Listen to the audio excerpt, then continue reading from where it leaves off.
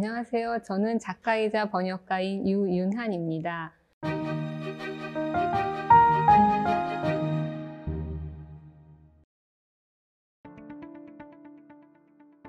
과학이 사실은 좀 낯선 용어도 많이 나오고 어렵잖아요. 아이들이 공부하기에. 특히 우리나라 교과서 같은 경우에는 이렇게 물리, 화학, 지구과학, 생물 이 네 분야를 나누어서 고르게 넣으려고 이렇게 커리큘럼을 짜다 보니까 굉장히 많은 용어와 지식들이 들어가 있어요. 이렇게 배우는 학생들은 모를지 모르지만 이 책을 만드는 사람 입장에서는 이렇게 노벨상을 많이 배출한 노벨상 작가, 수상 그 과학자들을 많이 배출한 그 외국 커리큘럼과 비교해 보면 정작 그쪽에서는 굉장히 이렇게 설렁설렁 배우면서도 오래 생각할 시간을 주는데 이제 우리나라 교재나 그런 것들은 단순히 지식을 좀 많이 전달하려고 쓰다 보니까 어려운 부분이 많았기 때문에 이야기하듯이 과학을 얘기하면서 그 책을 읽다 보면 아이들이 과학적인 사고력도 키울 수 있고 지식도 갖출 수 있는 그런 책을 한번 만들어 보자 라는데 이렇게 의견이 모아졌고요. 그래서 제가 그런 이제 과학책 시리즈를 쓰는 작가로 참여하게 되었습니다. 제 전공이 과학이다 보니까 이제 과학을 공부해야 하는데 이제 물리 같은 경우는 이렇게 뭐 빅뱅이 왜 일어났고 또 시간과 공간이 구부러지는 상대성 이론은 어떻게 뭐 발견되었고 이것이 어떤 의미인지 이런 것들을 이야기하기보다는 거의 수학이거든요.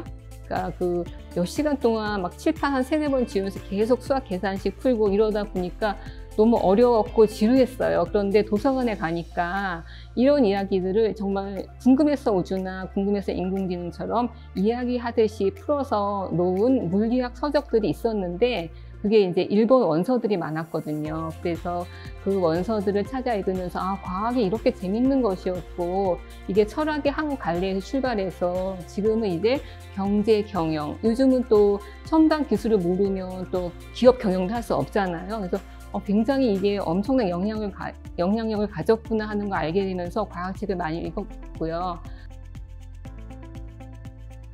예를 들어서 이제 궁금해서 우주란 책을 쓸 때는요, 저희들은 보통 이제 학교 과학 시간에는 뭐 기초적인 지식도 배우지만 뭐 여름에는 무슨 별자리, 가을에는 무슨 별자리 이런 식으로 외워야 될 부분도 많고 무슨 별의 일생하면서 무슨 적색 거성에서 무슨 뭐 폭발 일으켜서 이렇게 순서를 외워야 할 경우도 많은데 그것보다는 좀 더 근본적으로 이 우주가 과연 언제 어떻게 생겨났는지를 누구나 궁금해 하잖아요. 근데 그런 부분을 좀 깊이 생각해 보게 해주고 싶었고요. 또 과학자들은 그런 것들을 도대체 136억 년 전쯤 일어난 일을 어떻게 알아냈는지 그걸 추적해가는 과정을 한번 책으로 같이 이야기하면서 그 과학자들의 논리적인 사고력 또 실험과 관찰 이런 결과들을 모아서 또 이론을 만드는 과정 이런 것들을 간접적이나마 경험하도록 해주는 그런 책들을 쓰고 싶었습니다.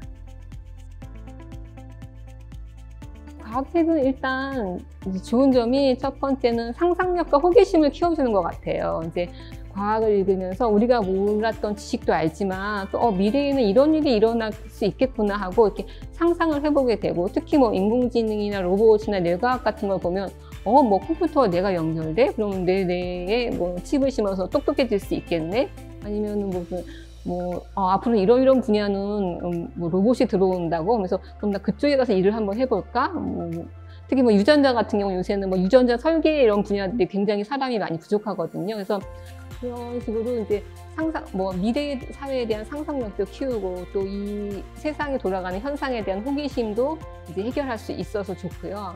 그런 식으로 사회가 변하고 있거든요. 그리고 사실 우리가 지금 맞는 백신도 지금 최초로 DNA 유전자 개발 백신이거든요. 이런 식으로 사회가 다 변화가고 있는데 이거를 지금 학교에서는 다 가르쳐 줄 수가 없어요. 유전자도 아직 커리큘럼에 정확하게 안 들어가 있고 자율주행이나 뭐 통신에 나오는 오지 개념 이런 것들 아직 뭐 제대로 배우지도 못하고 있는데 이런 것들을 접하려면 과학책밖에 지금 없는 것 같아요. 그러니까 과학책을 통해서 사회가 지금 어떻게 변화하고 있는지를 알고 또 그를 통해서 자신이 살아갈 사회에 대한 통찰력을 가지게 되면 미래를 설계하는데도 도움이 많이 되기 때문에 이런 책들을 읽어서 앞으로 변해갈 사회가 무엇인지를 아는 학생과 이런 책들을 읽지 않아서 그냥 무지한 상태에 있는 학생은 많은 차이가 날 거라고 생각합니다.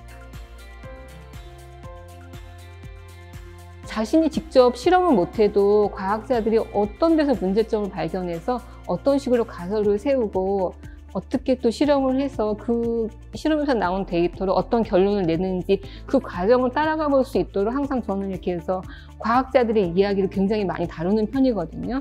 그래서 그건 그 사람들이 얼마나 업적을 세웠다 이런 얘기를 해주고 싶어서라기보다는 이 사람들이 어디에서 문제점을 느껴서 어떤 식으로 실험하고 어떤 식으로 자료를 모아서 어떤 식의 결론을 내렸는지 그 과정을 독자들이 한번 간접 체험을 할 수 있도록 그래서 많은 과학자들의 얘기를 제 책 속에 담는 편입니다.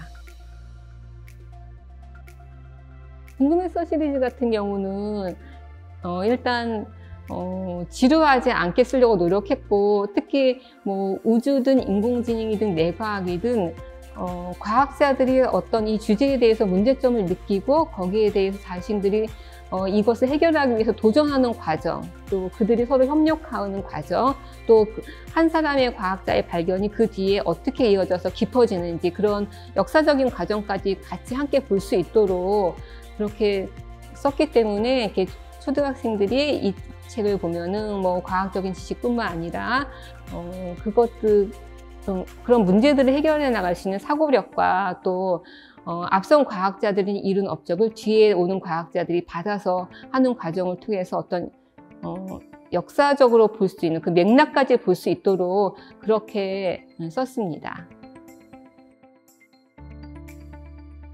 저는 원래 이렇게 도전하는 사람들의 이야기를 굉장히 좋아하거든요. 그래서 평소에 책을 읽을 때도 뭐 해저 이말리, 북극에서 뭐 살다 온 30년 이런 책들을 굉장히 좋아해요. 이렇게 모험가들의 이야기를. 근데 이제 이 과학자들의 삶이 곧 모험가들의 삶이거든요. 아무도 인정하지 않는 그런 상황에 들어가서 자기만의 어떤 발견을 해내고 아인슈타인 같은 경우도 시간과 공간을 융합했을 때 사람들은 처음에는 그 말도 안 된다고 했고 심지어는 아무도 뭐 이해하는 사람이 없다는 말도 나왔잖아요. 그래서 이런 도전하는 과학자들의 이야기를 앞으로도 계속 다루고 싶고요.